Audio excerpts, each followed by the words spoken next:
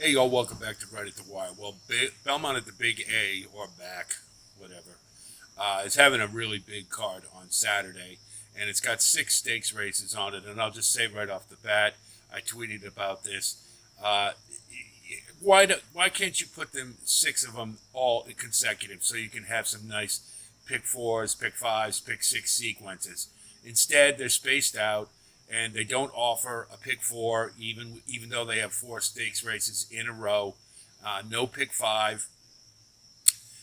Get your act together, Naira. It's ridiculous. Start thinking about us once in a while. Okay, that's my screed. Sorry, had to get that off my chest. We're just going to look at all the stakes races, and I'm going to give you analysis of each of them. And then you can bet accordingly. We don't want to leave any out, so let's get to it. So these are the stakes races we're going to analyze at Belmont at the Big A on Saturday. And again, Naira, get it together. I had the right to remain silent, but I didn't have the ability, so I just had to get that out. Sorry about that. We're going to look at races 3 through 6, 8, and 9. And we're just going to assess each race individually and maybe throw a wagering idea or two in there as we look at each individually. The first race we're going to look at is race 3. It's the Weah Stakes. It's a grade 3 run at a mile and 3/8 on the turf for 3-year-olds and up, fillies and mares. And there is an 80% chance of rain on Saturday, so this one more than likely is going to come off the turf, I would think, so they can run the Hirsch and some other more notables later. This race you'll note the field size is pretty small when you take out the MTOs. And because of that, it's going to favor front runners more than it does horses coming from behind. The closers, it tends to take them out of their game a little bit. They've got to be a little closer to the pace. And that was witnessed in the Flower Bowl last time when there was only a field of 4. And Parnak was able to just get out and walk on really soft fractions and had plenty left home. And Mikulik ran a good race, I thought, but it was just kind of that tactically it just wasn't in her favor. Now, I noticed Chad Brown in this one has brought in idea generation, and I think may act as a rabbit for Mikulik, and that will help to not let Parnak get off on a soft lead, kind of press a little bit early, and that may help Mikulik later. But because it's a small field, is it still possible that Parnak can do this? Yes, but I just have a feeling it's not going to be quite the easy street that it was last time. Personal best is one that Sean McGahee's had a rather disappointing year in many respects. A lot of his younger, more promising horses really haven't been firing terribly well. And personal best in January at Gulfstream looked like a world beater, and we're really looking forward to watching her run. And it really just hasn't happened. Has not built on that form, and has kind of regressed a bit, particularly in the last 2. However, this is a smaller field. She will be up near the pace, and that'll be a good place to be. So if she can recover some of her prior good form, then I would think she'd be a really good candidate in here, and hopefully you can get a decent price despite the small field. Romagna Mia, to me, ran against Fev Rover last time at Colonial Downs, and it was kind of a similar situation. The field wasn't terribly big. Fev Rover got on the lead and walked home, basically.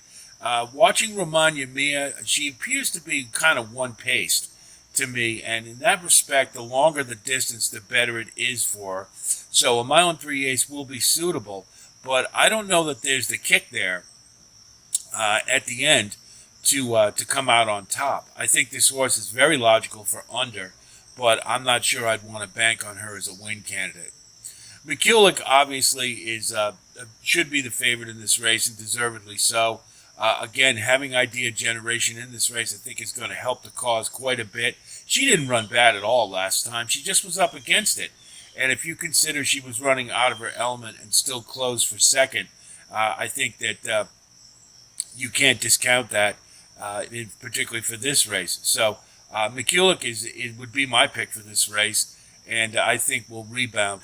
If it comes off the turf, of course, you notice Linda Rice and Chad Brown are doing their little two-step they did at Saratoga with all the turf races having MTOs. And so we've got Movie Moxie and peak popularity. Obviously, if this one goes to dirt, I would use both, and Movie Moxie probably would be my pick to win it. And if you wonder why Linda Rice is able to win so many training titles, putting MTOs on turf races that come off the turf is a pretty good way to do it. Pretty easy wins. So anyway, that's as far as the wagering goes. I don't know that I'd even touch this race, to be honest. I don't think you're going to get much value in terms of the exotics. Really, the only value I would see is perhaps singling McCulloch in a pick 3, or if they come to their senses at NYRA and make it all stakes pick 4 out of races 3 through 6, or just a double. But I would be singling in this race if I was going to play a sequence. Race 4 is the Joe Hirsch Turf Classic. It's a Grade 1, running 1.5 miles on the outer turf for 3-year-olds and up. And the most important thing I think we have to keep in mind is that there's an 80% chance of showers. So this race, they have been trying to run, and I don't think they have any choice. They've got to run it on Saturday.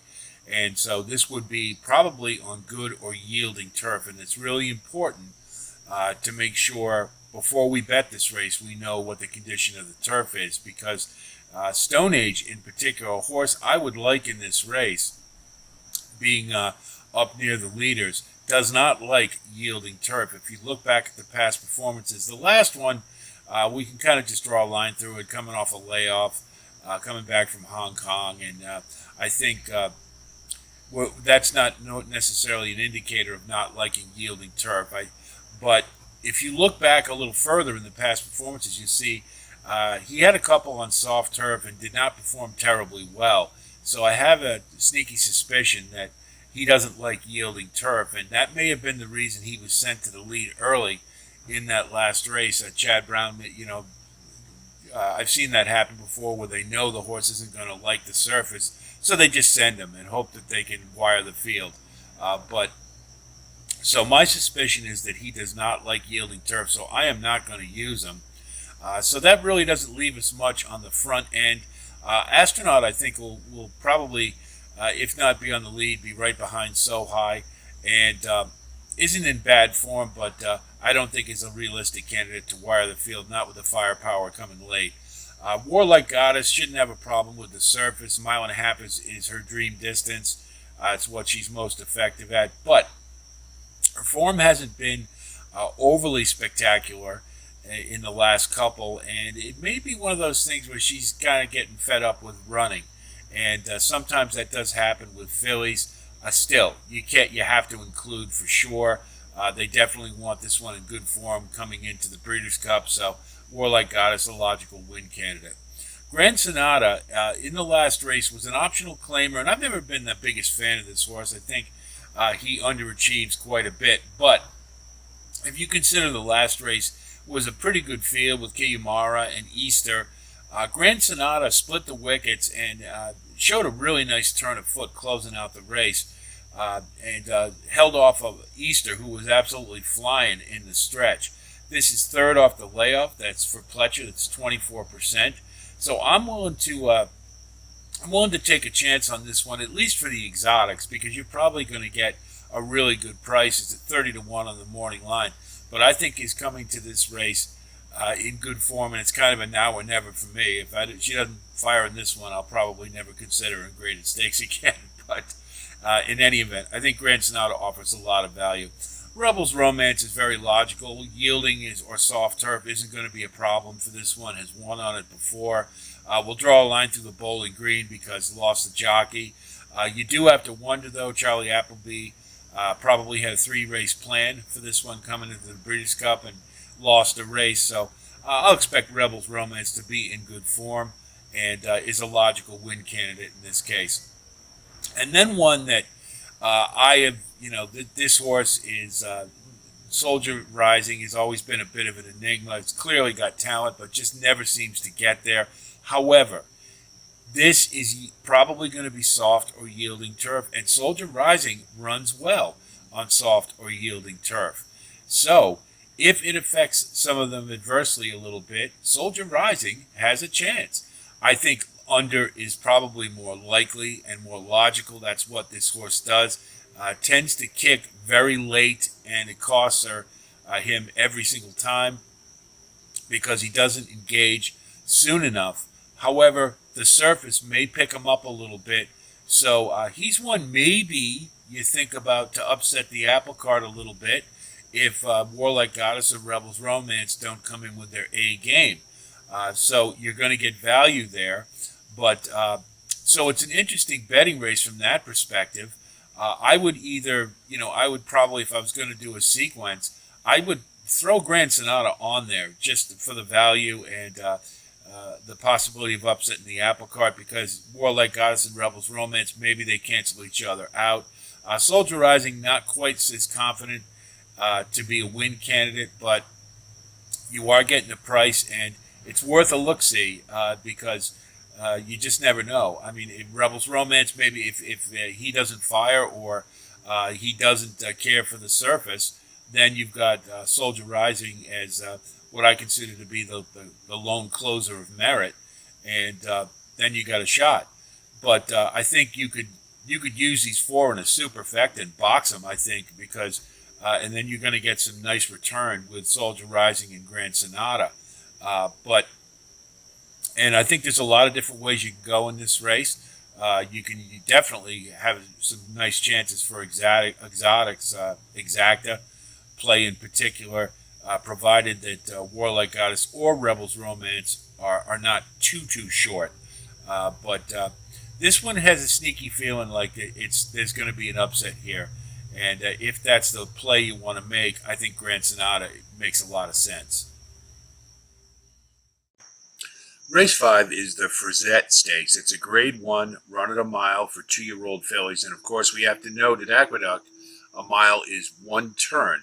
And so it favors early runners a little bit. And in this case, Irish Maxima will have the rail and is the lone speed in this race. And, of course, that makes her pretty dangerous. Now, she had ran at the same class level as some of the other more prominent horses in this race and drew off on a hand ride without a lot of asking. So there's definitely some talent here by freshman sire Maximus Mischief.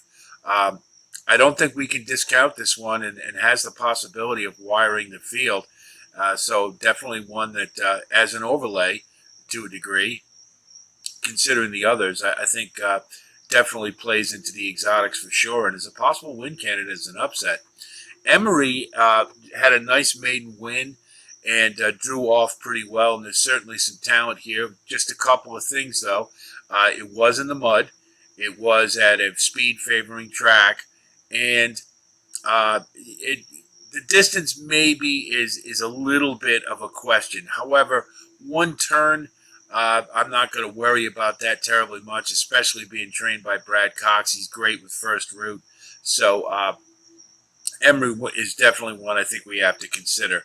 Life Talk had a very impressive maiden win, but did come from off the pace, was a little slow to get going, but drew off pretty impressively. And I think, it looks like the best horse in the race. Only got to wonder if she starts slow again, if maybe Irish Maxima will get the jump on her a little bit.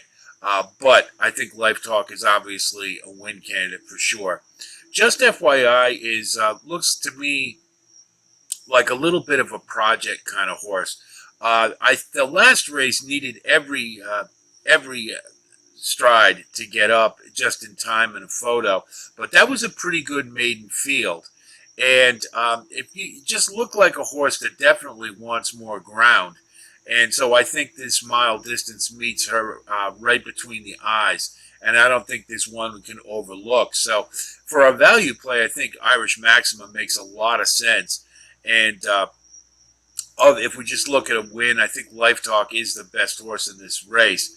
But it's a race that I would spread if I was looking to do a sequence. And I'm not sure about playing from the exotics just because it's a 6-horse field and the odds are pretty short. But if I had to watch for one, I think Irish Maxima is one that could upset the apple cart a little bit. Race 6 is the Belmont Turf Sprint Stakes. It's a Grade 3 run at 6 furlongs on the outer turf course for 3-year-olds and up. And My suspicion is that if it does in fact rain, this one may come off the turf. So to kind of account for that, if you look in the left column, any horse you see with an asterisk beside their name and number indicates that they've got dirt form that's worth considering. Um, as far as the early speed goes, I mean, nothing better would definitely be the one on the engine, and probably still will be. But let's consider that he's coming from the 12 hole, and I suspect that that would be compromising. He's never run from that far wide out before. Pirate Rick, I think, is going to give a good effort, moving to the turf for the first time, or hasn't been on the turf in a while. But I'm not sure he's got enough to wire this field. If we look at the EPs, today's flavor I really like. I think he's should be the deserving favorite, in my opinion, either on dirt or turf. I think this one's coming to the race in great form, and I think he'll have the first jump on some of the late runners, and I think has a really good chance to win this one. Dancing Buck is a horse for the course. He's probably I think he's a class fit here, but maybe a hair below, and he's probably going to want to get up on the engine. He can rate, and so that's why I've included him. I think if he does try to get right up on the lead, he'll probably suffer the same fate as Nothing Better, in that it's a little too far wide out. He'll have to do a little too much running early. But I think he's worth considering at 6-1, probably more for the exotics than anything else. Wit is kind of interesting to me, making a big switch from route to sprint. And this one definitely has quality. And certainly if this gets on the dirt, he'll be the favorite, I would think. But, Todd Pletcher is what he is. And if he can convert this one into a sprinter, it looks like they're trying to find a niche for him because at the two-turn level, he doesn't seem to be seems to be a cut below quite a few others. So I think he's just trying to find a place for this horse. And he could conceivably win it. He certainly will have the stamina to get 6 furlongs. And I think he's pretty good at 6-1. I think he offers some really nice value. Big Invasion is from the closers is the logical favorite in this race. Really hasn't done much wrong. The only thing about him is he finds trouble a fair amount of time, and he just never seems to get there when you think he's going to. And for that reason, I think if you're looking at a sequence to play, I don't think you can single him. I think that's why he's 5-2 instead of 2-1, because there's that little element of doubt there. The other thing is that, of course, when he did run over in England, the turf was listed as good, and he didn't have a terribly good race. I'm not sure that was the sole reason for it, but it does give you pause a little bit. So Big Invasion certainly a fit here, and he could definitely win this. Just have a little glimmer of doubt about him getting home. I think the early runners, you got some ones with some pretty good lick that may be able to get the jump on him. Fauci is another one who's kind of is a horse for the course, and he's definitely more of an under candidate, but will be coming late, and he has a good opportunity to get up in the mix, and you're probably going to get a pretty good price. I wouldn't see him as a win candidate, but one to consider for underneath in the exotics. And then with Thin White Duke, if it does go to the dirt, then he can run on that just as well.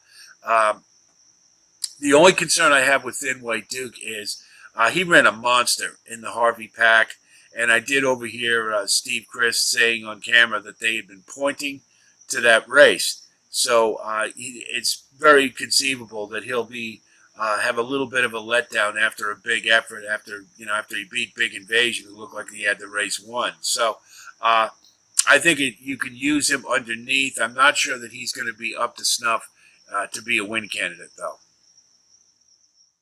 Race 8 is the Champagne Stakes. It's a grade 1, run at a mile for 2-year-olds. And, of course, we have to note at Aqueduct that means 1 turn as opposed to 2. So early speed would be favorable here, and there's going to be a lot of it. Timberlake, we still don't know yet whether he's going to run here or at the British Futurity at Keeneland. He is cross-entered, and the fact that he's training at Churchill Downs leads me to believe they'll probably have him at Keeneland. But for the time being, if he does decide to run in this race, I think he'll rate just off the pace, and ran a really good hopeful, a really good second after some stifling pace, and I think he would be a win candidate here if he chooses to run. I kind of have a feeling he won't, though, so that's why we've got a question mark by him. As for there's three horses in here who seem keen on the lead. El Grande O is probably the one most likely to get on the engine. Seems determined to do so. Fierceness as well. I think El Grande O is going to be more of a pace factor as opposed to being involved in this. I have a feeling that Fierceness and General Partner, if they decide to bring him up too, will kind of will have more in the tank at the end of the race. I'm guessing General Partner will probably be taken back just off the leaders. They tried that in his first race, and I think there were other issues as opposed to rating that got in the way of a good performance. But his last one, he definitely demonstrated some talent. I think he was the best horse, so they just put him on the lead and let him go. I have a feeling he'll be rating, and in that respect, he probably has a better shot at taking this one down. He's definitely got talent. Fierceness is the one to beat for sure. That was an awfully impressive maiden debut. You don't win by 11 lengths without having some talent. He looks like the kind that wants the lead, and I think he'll just get on the lead and try to wire this field. But being pressured by El Grande O, which he's more than likely is going to happen, may soften him up a little bit in the stretch, particularly the fact that it's probably going to be wet. So it might make it a little harder for him to take this field down. But he's certainly capable of doing it, and it's highly possible. And I think he's a logical win candidate, especially if Timberlake doesn't run. Gold Sweep is one that's disappointed the last couple starts, to say the least. But the hopeful was a little better than it looks on paper. He was making a run late, but he encountered some traffic issues, and he had to check a little bit. They had to steady him, and I think at that point they just decided to ease him up and not try to contest it any further. And he kind of looked that way to me, so I think he ran better, or would have run better had they kept pressing the issue. So they're putting blinkers back on him to get him a little sharper. He should be rating about mid-pack, I'd guess, and he'll make a run late. And I think coming from behind in this race, I think he's got a really good shot, and you're getting 8-1. It's excellent value. The same can be said for Dancing Groom, who's a deep closer. Will be coming from the clouds. I don't know if necessarily that he can win the race, but I think he's going to be flying late and likely to be under. But if those three E's tangle early, then you never know. He may have a pretty good chance at 20-1. I think he's one you definitely want to use. But without Timberlake here, I think Fierce is certainly the one to beat. But I think Gold Sweep and Dancing Groom would be the most logical alternatives, and you get them at value. Race 9 is the Jockey Club Derby Invitational. It's a Grade 3 run at 1 mile and 3/8 on the turf, I should say, for 3-year-olds. And this is an interesting race if they keep it on the turf. I don't know that many of these really have a lot of dirt form, so it would be really curious. It'd probably be a race I'd pass on completely if they move it to the dirt. But Fearless Soldier appears to be the lone speed, and as such would have a pretty good advantage in this one. It's a long distance, obviously, but the last one he was able to wire at a good chunk and did so pretty well. So maybe that's what this one's been waiting for all along. So from that perspective, you'd have to give this one a pretty good shot at wiring the field. There aren't going to be a lot of horses pressing him. Of the ones, I'll throw Classic Catch on there, although I'm not really, have never been the biggest fan of this horse. But his last race, he did run a really big one at Saratoga, and that was a pretty decent field, and he showed a lot of grit with a nice duel in the stretch. But this is turf. His pedigree really doesn't scream it, And coming off such a big effort, it's likely that this one would regress, especially moving to a new surface, I would think. If they do move it to dirt, obviously he's the one to beat. But I think I can kind of go either way with him on this race, probably leaning towards tossing, but I could see where you'd want to consider him. Measured Time is a Charlie Appleby import, and enough said, right? I mean, this one's been getting progressively better. Looking at his races, and he's beaten some pretty good ones too, that we've seen. So I would fully expect that this one would be the favorite in this race, deservedly so, and I would put on top right now as the win candidate. Anglophile is one that just keeps getting better and better every single race, and his last couple he's put away. He's contended with or beaten some pretty darn good horses, and so that leads me to believe that this one is continually on the upswing, and I think you definitely want to use. Not sure he's quite good enough to beat Measured Time, but I think he's one you want to certainly consider. And then finally, from the closes, Web Slinger. He just another one just keeps getting better and better every single race.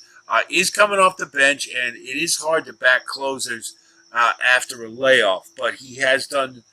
He has won off the bench before, so we'll give him the benefit of the doubt. He'll be coming late. I don't think there's going to be a lot of pace to run to, but his form indicates that he'll give a top effort, and that could be good enough. One to think about for under is Faraday.